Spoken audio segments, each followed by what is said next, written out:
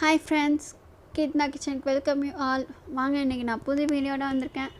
சூப்பரான ஈவினிங் ஸ்நாக்ஸோடு வந்திருக்கேன். எல்லாத்துக்குமே ரொம்ப பிடிச்ச ரோட் சைட் மசால் பூரி தான் செய்ய போகிறேன். அது எப்படி செய்யலான்றது பார்க்கலாம் வாங்க. ரொம்ப ஈஸியாக செஞ்சிடலாம். அதுக்கு மட்டும் ரெண்டே மெத்தட் தான், அரைக்கிறது வேக வைக்கிறது, அவ்வளோதான் நம்ம செய்ய போகிறோம். அதுக்கு ஃபஸ்ட்டு நம்ம நைட்டே பட்டாணி ஊற வச்சிடணும். எனக்கு பாருங்கள் எப்படி ஊறி இருக்குது. அமைக்கி பார்த்தா தோல் தனியாக பட்டாணி தனியாக வரணும், அந்தளவுக்கு ஊறணும். இப்போ நம்ம குக்கரில் வச்சு விசில் விடணும். அதுக்கு கொஞ்சோண்டு மஞ்சத்தூளும் தேவையான அளவு உப்பு போட்டுக்கோங்க. ஒரு 4லேருந்து 5 விசில் பட்டாணி வேக வச்சுக்கோங்க. 4லேருந்து 5 போதும். அதுக்குள்ளே இந்த குக்கர் விசில் வரங்குள்ளாடி நம்ம பேஸ்ட் பண்ணுறதெல்லாம் பண்ணிக்கலாம். அதுக்கு வெங்காயம், தக்காளி,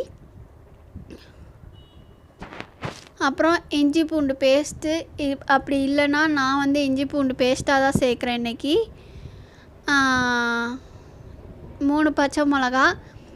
இஞ்சி பூண்டு பேஸ்ட் சேர்க்கலைன்னா 8 பல் பூண்டு, 1 துண்டு இஞ்சி சேர்த்துக்கலாம். அவ்வளோதான் ஃப்ரெண்ட்ஸ், அரைச்சிட்டு வந்துடலாம். கருவேப்பிலை இருந்தால் கருவேப்பிலை போட்டுக்கலாம். நான் இன்றைக்கி போடலை.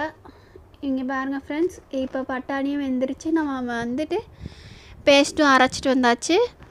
இப்போ இதில் பாதி பட்டாணி அரைச்சிக்கலாம். ஏன்னா பாதி பட்டாணி முழுசாக வச்சுக்கலாம். ஏன்னா சாப்பிடும்போது நல்லா கொஞ்சம் வாயில் கடிபட்டுச்சுன்னா நல்லாயிருக்கும். அதனால் பாதி அரைச்சி பாதி அரைக்காமல் நான் வச்சுருக்கேன்.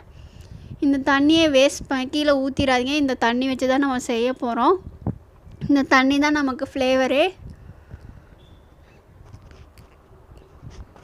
இப்போ கடாயில் எண்ணெய் ஊற்றிக்கலாம். ஒரு 5லேருந்து 6 டேபிள் ஸ்பூன் எண்ணெய் ஊற்றிக்கலாம். எண்ணெய் ஊற்றிட்டு சூடானதுக்கப்புறம் பார்த்து பத்திரமா போடுங்க. வெங்காயம் அரைச்சிட்டு வந்தோம்ல, வெங்காயம் தக்காளி பேஸ்ட்டு அதை போட்டுக்கலாம். செம்மையாக தெறிக்கும். ஏன்னா வெங்காயத்தில் தண்ணி இருக்கிறதுனால தெறிக்கும். ஸோ பார்த்து பத்திரமா போடுங்க. அதுக்கப்புறம் அந்த வெங்காயம் அரைச்ச தண்ணி கொஞ்சம் மிக்ஸ் பண்ணி ஊற்றிக்கலாம்.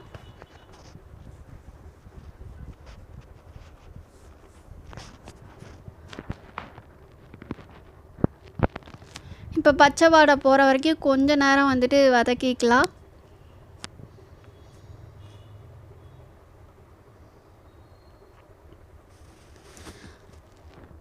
வதக்குனதுக்கப்புறம் பட்டாணியை ஆட் பண்ணிக்கலாம். அந்த முழு பட்டாணி, அரைச்ச பட்டாணி கிடையாது, முழு பட்டாணியை சேர்த்துக்கலாம். எல்லா பட்டாணியும் போட்டுருங்க உங்களுக்கு தேவையான அளவு.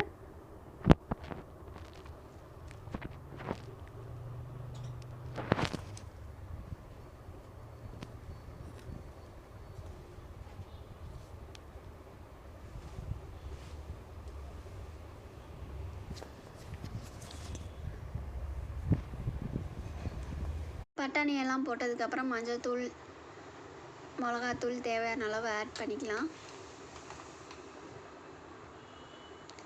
இதுக்கு ரொம்ப முக்கியமானதே இந்த சாம்பார் தூள் தான்.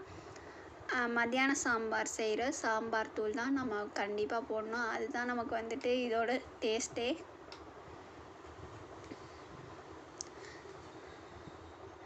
அதுக்கப்புறமேல் கரம் மசாலா, அப்படி இல்லைன்னா கறி பவுடர்னு சொல்லி இருக்கும்.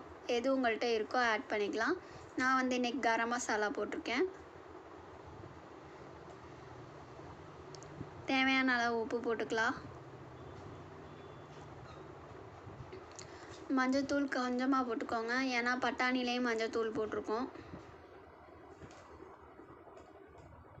இப்போ அரைச்சி வச்சிருந்த அந்த பட்டாணியை சேர்த்துடலாம்.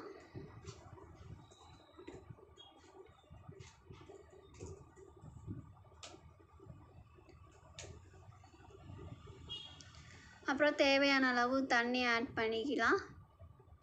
எவ்வளோ தண்ணி வேணால் ஊற்றிக்கலாம். அது உங்களுக்கு எவ்வளோ பேர் இருக்காங்களோ அதுக்கு தகுந்த மாதிரி.